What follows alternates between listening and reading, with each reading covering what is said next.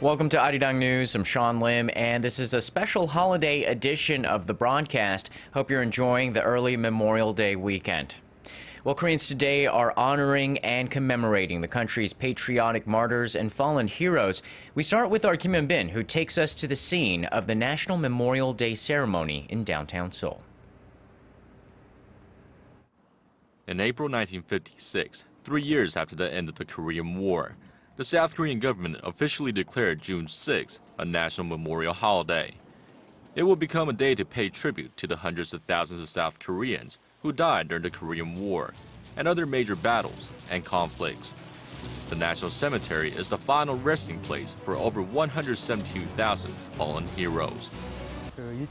Memorial Day is intended to pay respect to those who served as independence fighters during Japanese imperialism and the brave souls that lost their lives fighting to protect our freedoms during the Korean War. It's a day for friends and relatives of the deceased. It also gives us a chance to look back and reflect on our wrongdoings. Friday marks the 59th Memorial Day to be observed in Korea. Thousands of people, both young and old, gathered at the Seoul National Cemetery to pay tribute to the nation's fallen.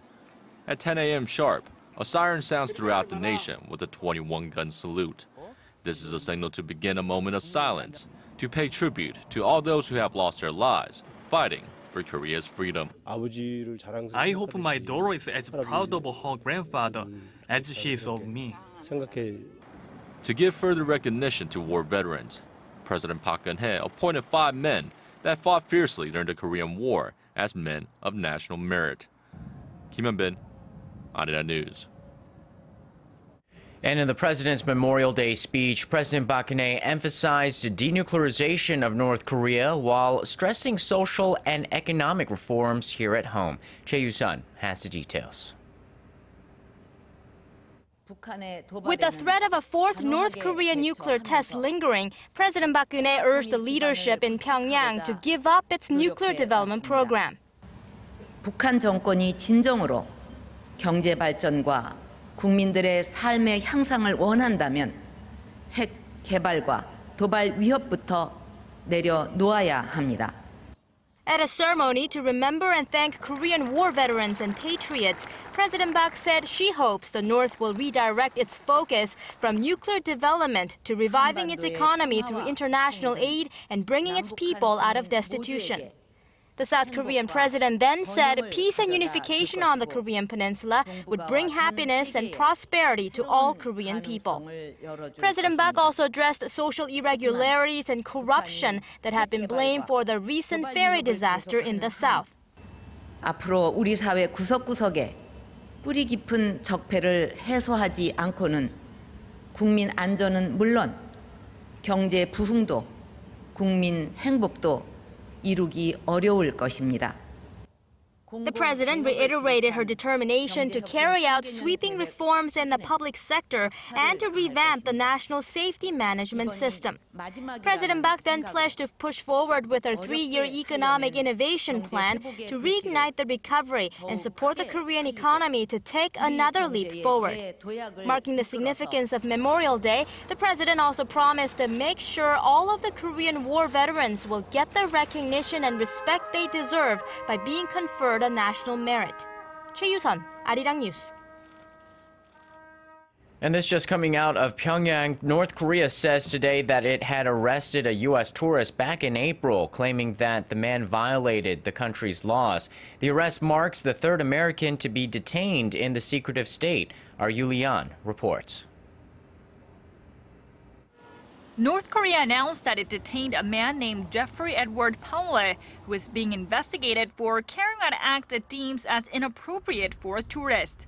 Pyongyang state-run Korean Central News Agency reported the arrest on Friday, adding that he had entered North Korea earlier on April 29th. Japanese news agency Kyodo, citing diplomatic sources, reported that he was arrested about 2 weeks after his arrival for leaving a Bible at a hotel that he was staying at. The U.S. State Department has yet to confirm the report, but if confirmed, it means there is now a total of 3 Americans held in custody by the regime. The 2 others include another U.S. tourist, Matthew Todd Miller, who was arrested back in April. North Korea claims Miller demanded asylum in the communist state. The other is Kenneth Bae, who has been jailed since November 2012 and sentenced to 15 years of hard labor under charges of trying to overthrow the government. Pyongyang has rejected visits by U.S. Special Envoy for North Korean human rights issues Robert King to discuss Bae's case. Yurian, Arirang News. 3 crew members of a North Korean cargo ship may face 8 years in jail in Panama for charges of shipping weapons from Cuba. According to the Voice of America, prosecutors in the Central American nation want the captain and 2 other crew to face jail time for illegal arms trading. Last year in July, authorities in Panama discovered Soviet-era fighter aircraft, missiles, and weapons underneath sacks of sugar in the North Korean freighter, the Cheongcheongang. In February, 32 other crew members were released without charges. A report to the UN Security Council claims the shipment violates sanctions on the isolated regime. 3 U.S. senators have formally asked U.S. President Barack Obama to step up efforts to help resolve the issue of Japan's sexual enslavement of Korean and other Asian women during World War II. Tim Johnson, Martin Heinrich, and Mark Begich sent a letter carrying the message to the White House earlier this week, taking note of President Obama's comments during his trip to Asia in April, where he described Japan's sexual slavery issue as a terrible and egregious violation of human rights.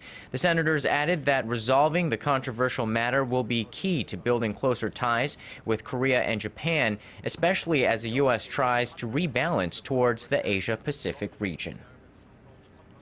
The United States says Chinese military spending exceeded $145 billion last year.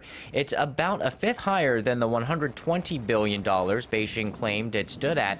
The Pentagon on Thursday announced its estimate based on 2013 prices and exchange rates, adding that China has spent more money to modernize its arsenal of drones, warships, jets, missiles, and cyber weapons.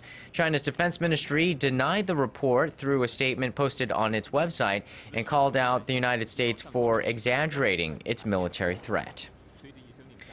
After kicking Russia out of the Rich Nations Club and renaming themselves the G7, leaders of the group want Russian President Vladimir Putin to personally resolve the crisis in eastern Ukraine.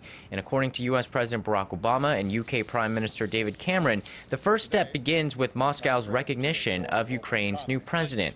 Cameron urged for de-escalation. Meanwhile, Obama warned of additional sanctions against Russia should the situation not improve. According to reports, fighting continues along the Russia-Ukraine border.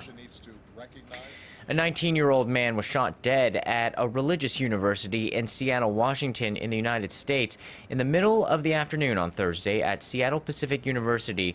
26-year-old Aaron R. Ybarra confronted 3 people and started shooting in the university's Science, Math, and Engineering building. Aside from the dead victim, at least 2 others were injured, including a 20-year-old woman in critical condition and a 24-year-old man in satisfactory condition, according to the local police captain. Ybarra has been taken to the county jail and charged with homicide. Bail has been denied.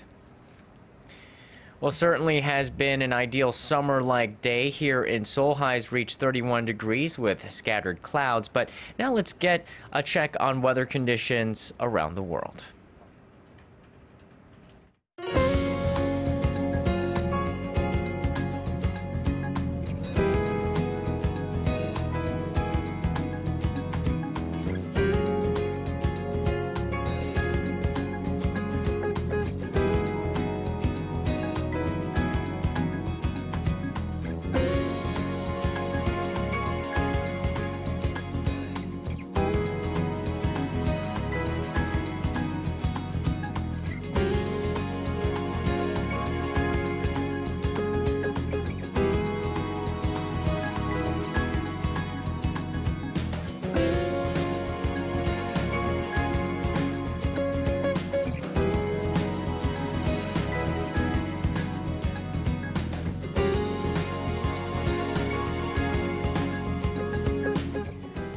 And that does it for this edition of Arirang News. I'm Sean Lim. Thanks for watching. We'll be back at 10 p.m. with more news updates. Enjoy the holiday.